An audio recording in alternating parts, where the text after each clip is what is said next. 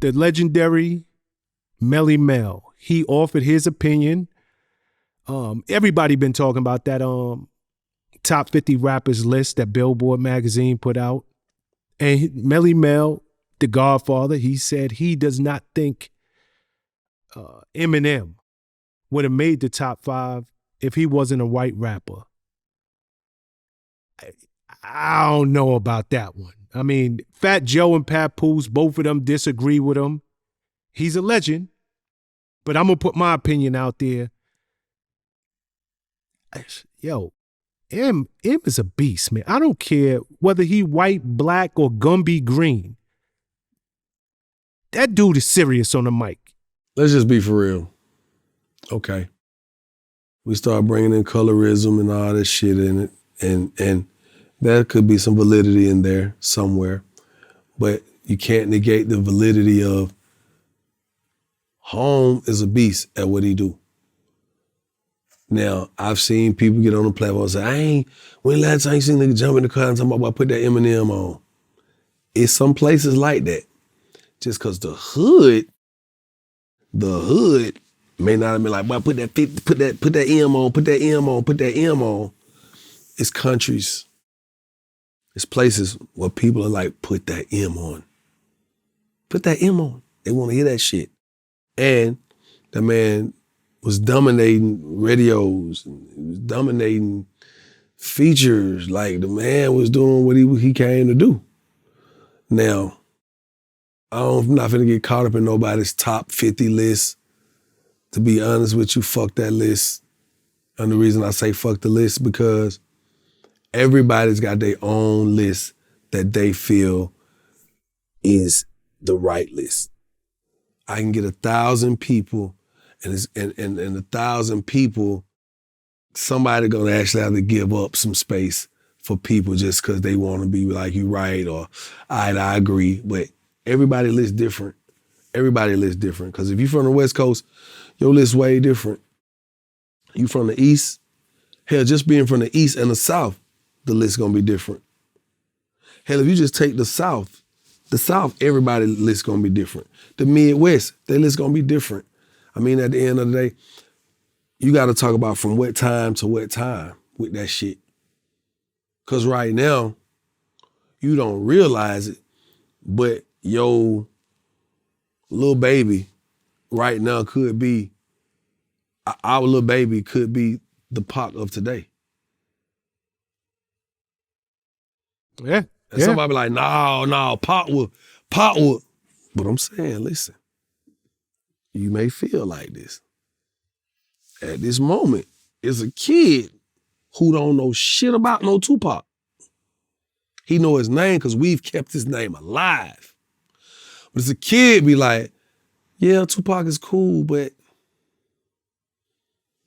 he ain't saying that shit little baby saying, I don't see him. I don't know him. I hear you. I can even listen to the music like, yeah, it's cool, but it don't sound like, he ain't talking about nothing what I know of. So the list gonna change every day. Yeah, I mean, gonna change every day. You know, here's one thing I think we can all agree with. No matter what color that boy is, this thing called hip hop, lyrics, rapping, he do that thing, man. You got to give him his credit. Yeah. And I don't work with some of the best to ever touch a mic. Mm-hmm.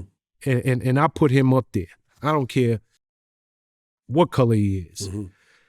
Okay, Drake, he said this June, he's looking for Happy Father's Day cards and wishes because he been birthing so many artists that are out right now. You think you got a point on that?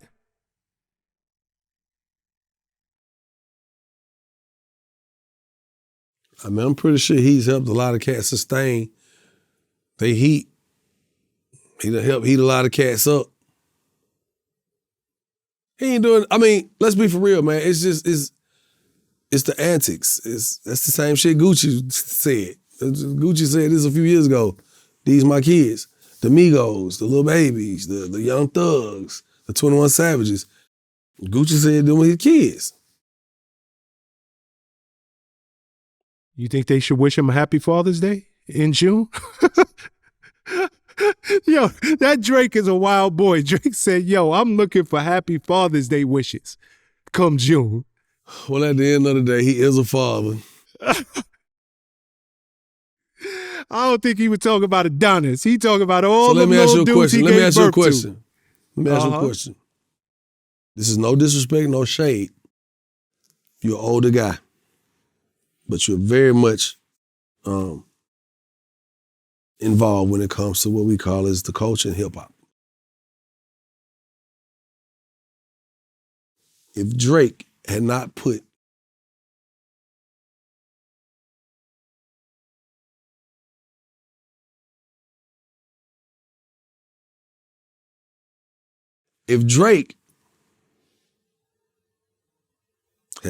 Dirk on that record, Dirk was already Dirk. I'm gonna keep it 100. Dirk was popping. I mean, Dirk was doing what he do. But it wasn't until, I'm not gonna say what it was.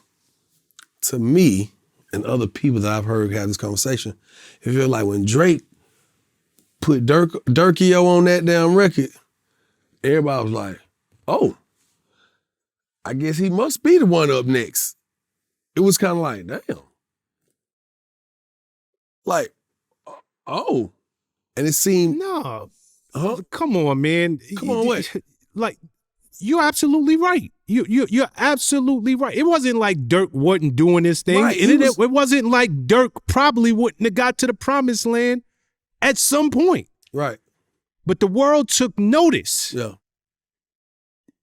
And I'm gonna go, you from Atlanta. Shout to P and Coach K and all that they done. But let's just keep the Migos, they lives changed when Drake jumped on that Versace joint. Yeah, but see, with that, and speaking on that, they didn't come up trying to do what Drake was doing. Right? No, I'm talking about the spotlight. But Gucci handed them off. Them niggas is on that they might not rap like Gucci, but they was talking about that kind of shit Gucci was on, right? Now, yes, sir. When Drake jumped on that Versace, oh, yes, sir. That was like, oh, these niggas out of here. You don't believe that? I believe that the defining moment for the Migos was when Childish Gambino went up to accept his award. I think it was an Emmy. And he said, they had already got put on. You off on that one. That's after they done blew, kid. Listen. When he said that, they went to another level. When he said, I want to thank the Migos for making Bad and Bougie, the next day, and they said it. The next day, they streams went to the roof, and after that, they was household name. Okay, but listen. Listen. We did not say that Versace was their biggest record to date. The Versace record stamped them to be like, oh shit. And we watched them grow. Now, when Childish Gambino came out and said that about Bad and Bougie, when accepting this world, what was he accepting this world for? Atlanta? The movie, the show? Yeah. Whatever. When he said that and their streams went up, yeah, because there's a bunch of people who might not have really understood how important these boys were to the culture until somebody because you gotta think, here's the thing. It's people that look at the culture. They see the culture, they know the culture is powerful. But it's somebody from the culture that stand up and be like, hey, y'all wanna come hang out? I mean, yeah, we kind of watching. No, come on, they're me. They love me. Follow me in. I got y'all. And then they say, okay. And they walk in with somebody, I'm like, oh shit, now we're hip.